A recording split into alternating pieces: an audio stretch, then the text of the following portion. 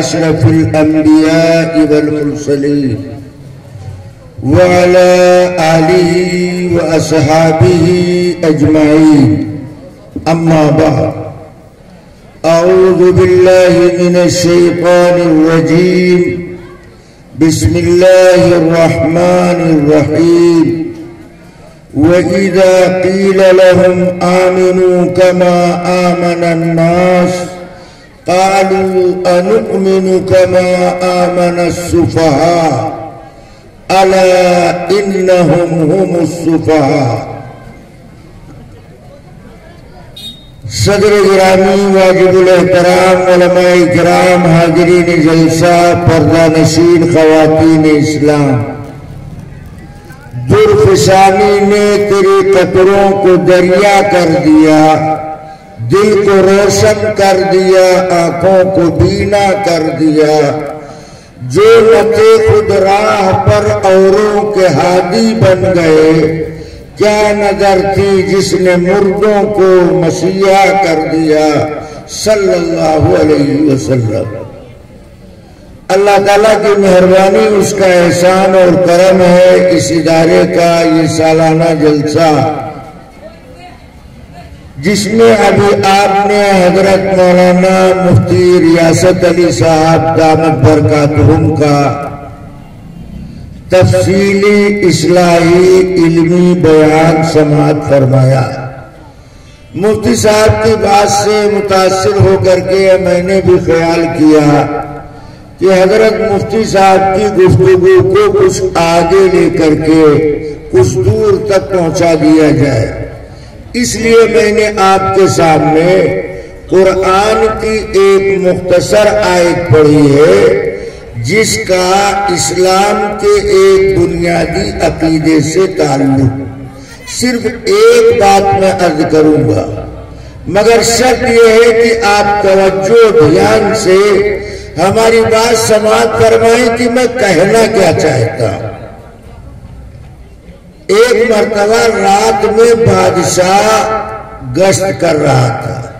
اپنی رعایا کے حالات جاننے کے لیے گلی میں گشت کرتے کرتے بادشاہ ایک ایسے مکان کے سامنے سے گزرا جس مکان کے بند کمرے میں عورتوں کے بولنے کی آواز سنائی پڑی. تو بادشاہ کو پریشانی ہونے لگی کہ رات کی تاریکی بند کمرے میں عورتوں کا بولنا خطرے سے خالی نہیں. بادشاہ دروازے کے باہر قدم جما کر کھڑا ہو گیا تو بند کمرے میں سے ایک عورت نے کہا وہ تو چلا. دوسری بولی وہ تو ہے. بادشاہ باہر سمجھا کہ شاید میرا کھڑا ہونا ان کو معلوم ہو گیا. تیسری بولی پھر کیوں چلا. اب بادشاہ کی سمجھ میں کچھ نہیں آیا کہ ان عورتوں میں سے کس نے کیا کہا.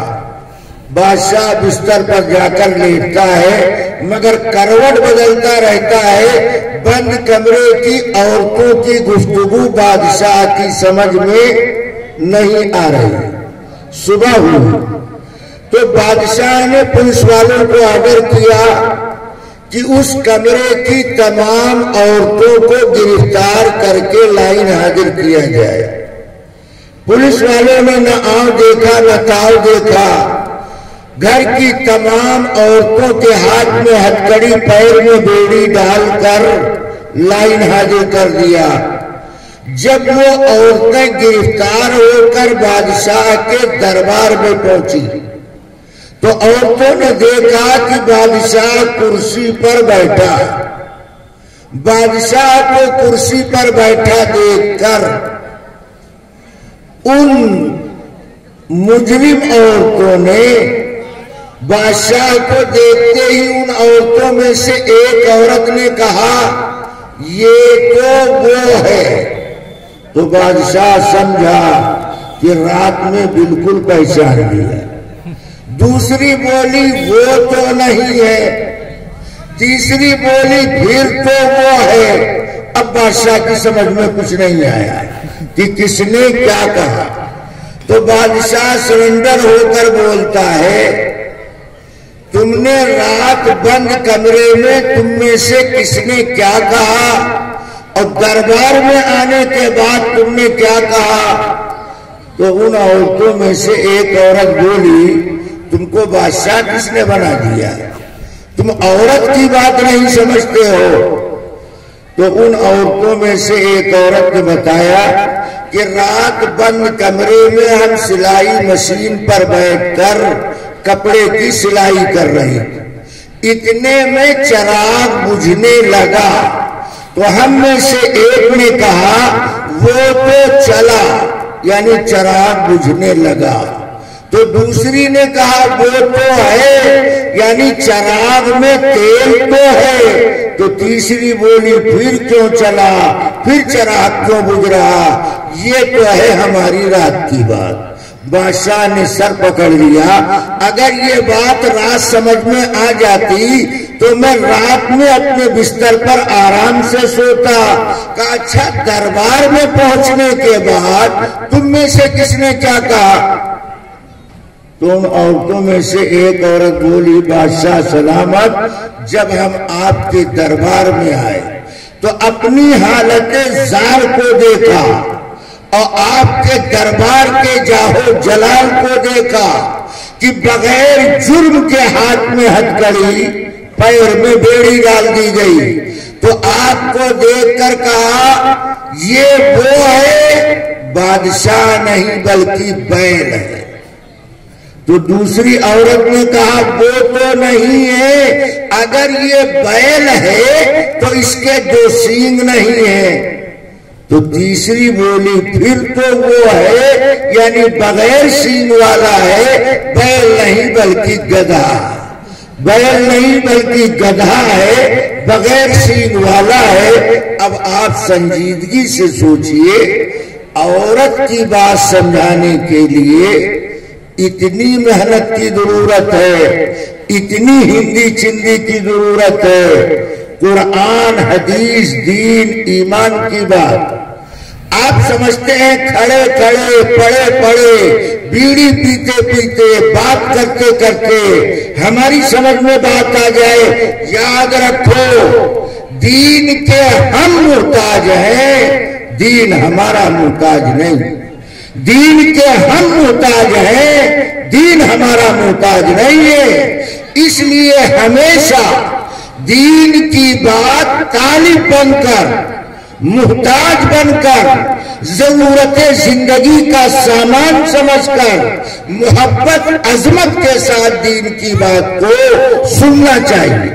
جو آدمی طالب بن کر دین کی بات سنتا ہے تو اللہ اس کے لیے عمل کرنا آسان کر دیتا ہے، اور جو آدمی دین کی بات ناقدری، توہین، تنقید، ہنسی مذاق کے انداز پر سنتا ہے تو اللہ ایسے بدنصیب کو محروم کر دیا کرتا ہے۔ اس لیے دین کی بات ہمیشہ طالب بن کر محبت کے ساتھ، عظمت کے ساتھ، احترام کے ساتھ دین کی بات سننی چاہیے۔ آپ لوگ اسی طرح بیٹھے رہو گے؟ کون کون بیٹھا رہے گا؟ ذرا ہاتھ اٹھا۔ ماشاءاللہ سب بیٹھے رہیں گے انشاءاللہ۔ یہ اللہ کے سامنے آپ وعدہ کر رہے ہیں، اگر گڑبڑ کرو گے تو اللہ ناپ دے گا، اللہ پکڑے گا، جکڑے گا۔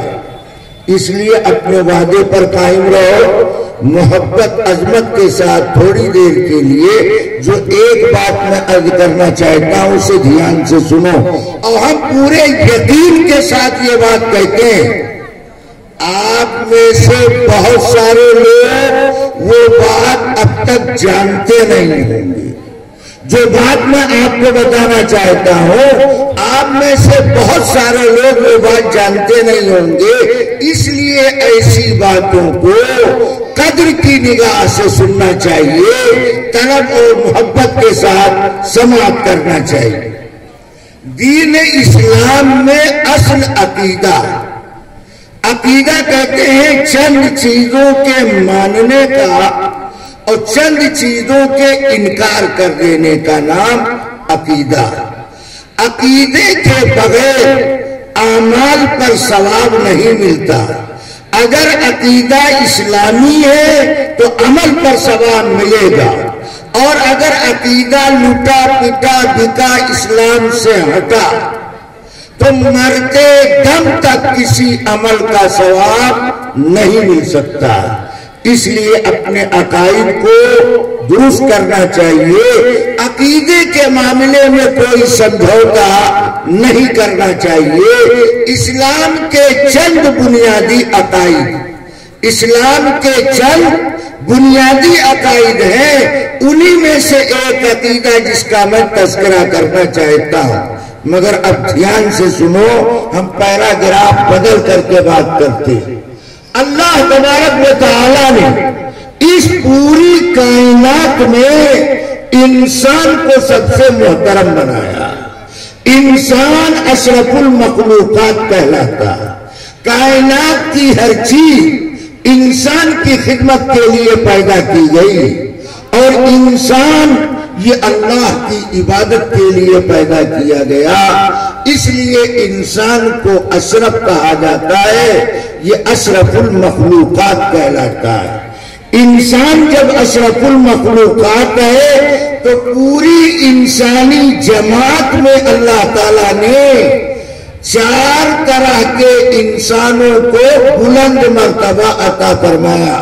دھیان سے سنو، پوری جماعت انسانیت میں 4 طبقے کو بلند مقام حاصل ہے.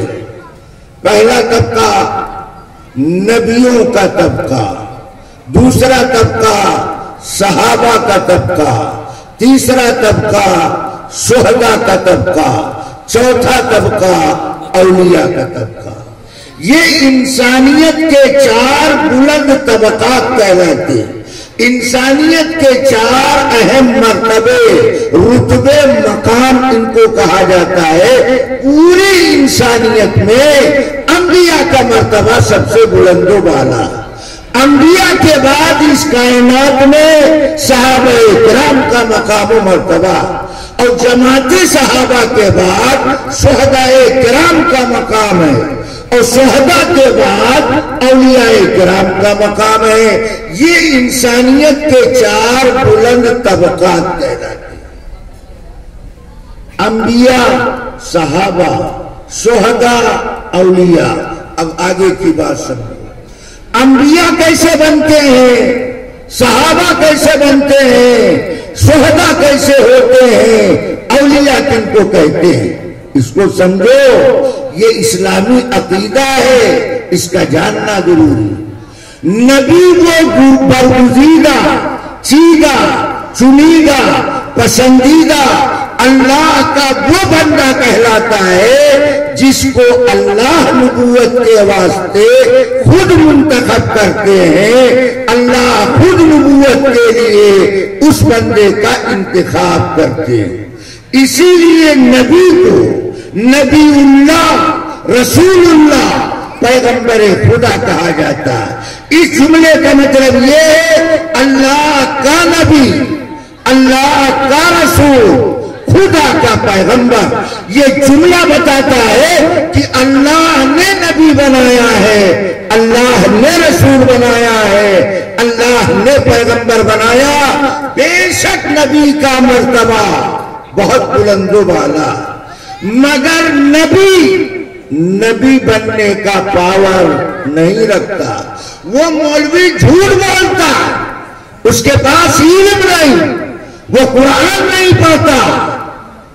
وہ علم والوں کی بستی کے پاس سے صرف گزرا ہے، اس نے اسلامی کتابوں کا مطالعہ نہیں کیا. جو نبی کے بارے میں یہ بکواس کرتا ہے کہ نبی کو اللہ فل پاور بناتا ہے، نبی کو اللہ مختار کل بنا دیتا ہے. میں 2 دعویٰ کرتا ہوں، دھیان سے سنو. نبی اگر فل پاور ہے تو کیا کوئی مائی کا لال یہ ثابت کر سکتا ہے کہ نبی اپنے پاور سے نبی بن جاتا ہے؟ نبی کو نبی بننے کا بھی پاور حاصل ہے نہیں. کیوں؟ اسی لیے تو آپ کہتے ہیں اللہ کے نبی، اللہ کے رسول. معلوم ہوا نبی رسول اللہ نے بنایا ہے، نبی اپنے پاور سے نبی نہیں بنا۔ تو جو نبی اپنے پاور سے نبی نہ بن سکتا ہو، اس نبی کو فل پاور کیسے کہا جا سکتا؟ ایک دلیل۔ دوسری دلیل، فل پاور نبی وہ کہلائے گا کہ جس چیز کو نبی چاہے حلال کر دے اور جس چیز کو نبی چاہے حرام کر دے۔ حالانکہ قرآن یہ کہتا ہے نبی کو حلال و حرام کرنے کا پاور نہیں دیا گیا، حلال و حرام کرنا یہ اللہ کے اختیار میں ہے، نبی کے اختیار میں نہیں۔ قرآن نے ایک مثال ذکر کیا، حضرت نبی کریم صلی اللہ علیہ وسلم عصر کے بعد ازواج مطہرات اپنی بیویوں سے ملاقات کے لیے ان کے گھر تشریف لے جایا کرتے۔ نبی کی بیویوں میں ملاقات کے لیے پیغمبر تشریف لے گئے تو آپ نے ایک بیوی کے گھر میں بیٹھ کر شہد پیا، دوسری بیوی نے شہد پی کر آنے پر کچھ خفگی کا اظہار کیا تو اللہ کے نبی نے اپنی بیوی کے سامنے قسم کھا کر کہا کہ آج سے میں اپنے اوپر شہد کو حرام کرتا ہوں۔ شہد کو اللہ نے حلال کیا، نبی نے قسم کھا کر اپنے گھر میں حلال شہد کو اپنے اوپر حرام ٹھہرایا۔ کیا ہوا؟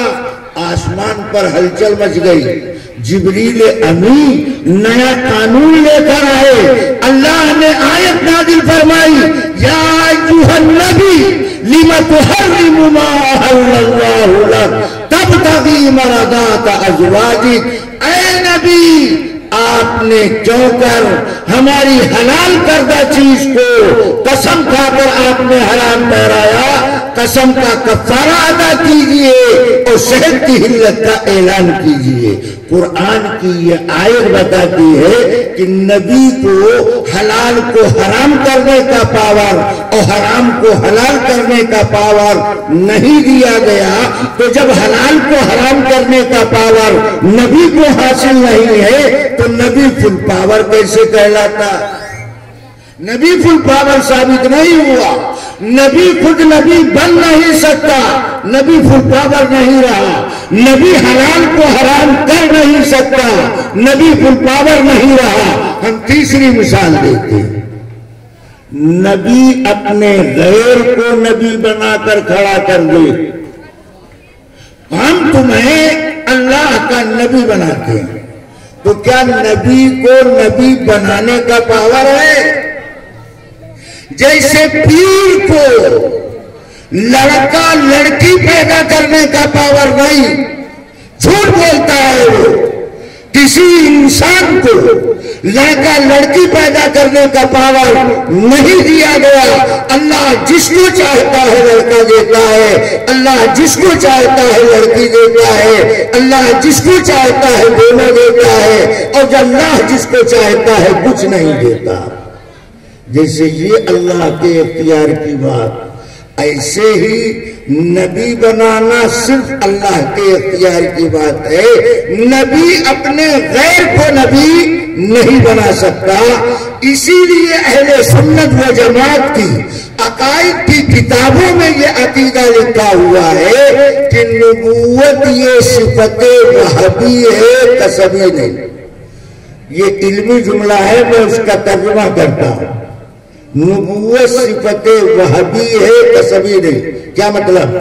اگر کوئی نبوت کے مقام کو حاصل کرنا چاہتا ہے تو وہ عبادت، ریاضت، تلاوت، صدقہ خیرات کر کے نبوت کے مقام کو حاصل نہیں کر سکتا ہے۔ اللہ جس کو نبی بنائے گا وہی نبی کہلائے گا، اللہ جس کو یہ مقام عطا کرے گا اسی کو نبوت ملے گی۔ عبادت سے، تلاوت سے یہ مقام حاصل نہیں کیا جا سکتا۔ نماز پڑھنے سے نمازی بنتا، حج کرنے سے حاجی بنتا، قرآن پڑھنے سے قاری بنتا ہے، نبی بننے کے لیے دنیا میں کوئی اسٹیج نہیں ہے. اللہ جس کو چاہتا ہے اس کو نبوت کا مقام عطا کرتا ہے. معلوم ہوا یہ عقیدہ غیر قرآنی ہے کہ نبی فل پاور. میں چوتھی مثال دیتا ہوں. یہ مولانا نواب علی صاحب دامت برکاتہم کی توجہ کی برکت، یہ چوتھی دلیل یکائک میرے دماغ میں آئی. نبی فل پاور نہیں. اگر نبی فل پاور ہوتا، دھیان سے سنو، تو سفر معراج میں اللہ نے پیغمبر کو بطور ہدیہ 50 وقت کی نماز عطا کیا تھا. نبی حضرت موسیٰ علیہ السلام کے مشورے سے رب کی دربار میں نماز کی تعداد کم کرانے کی درخواست کرتے ہیں. 5 وقت کی کم ہوتی گئی، یہاں تک کہ صرف 5 وقت کی نماز باقی رکھی گئی. نبی فل پاور ہوتے تو موسیٰ کے سامنے کہتے بے شک اللہ نے 50 وقت کی نماز کا تحفہ ہمیں عطا فرمایا ہے، ہم فل پاور ہے، با اختیار ہے. 45 وقت کو ہم کینسل کرتے ہیں، 5 وقت کی فرضیت کا ہم اعلان کرتے ہیں. اہل علم جانتے ہیں سفارش کرنا، گزارش کرنا یہ اسی کا کام ہوتا ہے جس کے اختیار میں وہ کام نہیں ہوتا. اسی لیے اپنے بڑے کے سامنے چھوٹا گزارش کرتا ہے، سفارش کرتا ہے. یہاں نبی نے رب کے دربار میں سفارش کیا، گزارش کیا، اللہ ہماری امت کمزور ہے، 50 وقت کی عبادت اس کے لیے مشکل ہو جائے گی، اس لیے امت کی رعایت میں 50 اوقات کی نماز میں کمی فرما دیجئے. نبی کی گزارش پر اللہ نے اوقات میں تخفیف کیا. معلوم ہوا نبی فل پاور نہیں. چھٹی دلیل میں ذکر کرتا، نبی فل پاور نہیں. جھوٹ بولتے، قرآن نہیں پڑھتے ہیں، علم نہیں حاصل کرتے، گھوم العلوم میں پڑھتے ہیں، دارالعلوم میں نہیں پڑھتے. اگر دارالعلوم میں پڑھیں گے تو اسلام کی، قرآن کی، احادیث کی مرضی، منشا، نکات، اسرار و رموز سمجھ میں آئے گا. یہ تو گھوم العلوم میں پڑھتے ہیں، گھوم گھوم کے پڑھتے ہیں، اس لیے اسلام کی روحانیت کی ان کو ہوا نہیں لگتی. نبی فل پاور نہیں. دلیل چھٹی میں دیتا، اگر نبی فل پاور ہوتا تو اہل طائف کی ہدایت کے لیے نبی کو دعا کرنے کی ضرورت نہیں تھی. نبی یہ نہ کہتے اللہم اہدی قومی فإنہم لا یعلمون، اے اللہ میری قوم کو ہدایت عطا کر دیجئے. ارے مانگتا وہ آدمی ہے جو چیز اس کے پاس نہیں ہوتی. نبی کی دعا صاف کلیئر موجود ہے. نبی اللہ سے کہتا ہے اللہم اہدی قومی فإنہم لا یعلمون، اے اللہ میری قوم کو دولت ہدایت عطا کر دیجئے، یہ لوگ ہم کو جانتے نہیں. نبی مانگتا ہے، مانگتا وہی آدمی ہے جو چیز اس کے پاس نہیں ہوتی. ہدایت دینا اللہ کے قبضے میں، نبی کے قبضے میں ہدایت دینا نہیں ہے. اسی لیے قرآن میں دوسری جگہ اللہ تعالیٰ نے صاف کلیئر طور پر بیان کیا یہدی بہ اللہ من اتبع رضوانہ سبل السلام انک لا تہدی من احببت ولکن اللہ یہدی من یشاء. اللہ جس کو چاہے گا اسے ہدایت ملے گی. آپ کے کہنے سے کسی کو ہدایت نہیں مل سکتی. آپ عالم کی تقریر کے شروع میں خطبہ سنتے ہیں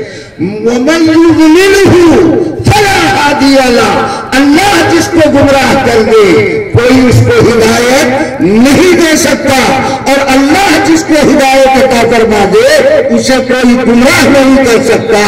معلوم ہوا ہدایت دینا نبی کے اختیار میں نہیں.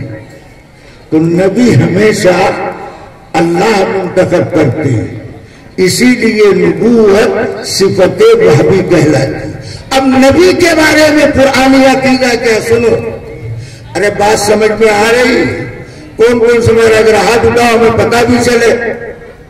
اب یہ جو برآمدے کی دیوار پر سوار ہیں، برآمدے کی سیڑھی پر سوار ہیں، اسے کچلے ڈال رہے ہیں، گرا دینا چاہتے ہیں، ان کو بھی سمجھنے کی ضرورت ہے. دھیان سے سنو، ہم آپ کو سمجھائیں گے. اللہ تبارک و تعالی نے حضرت نبی کریم صلی اللہ علیہ وسلم کی ذات مقدس پر نبوت کے سلسلے کو مکمل کر دیا.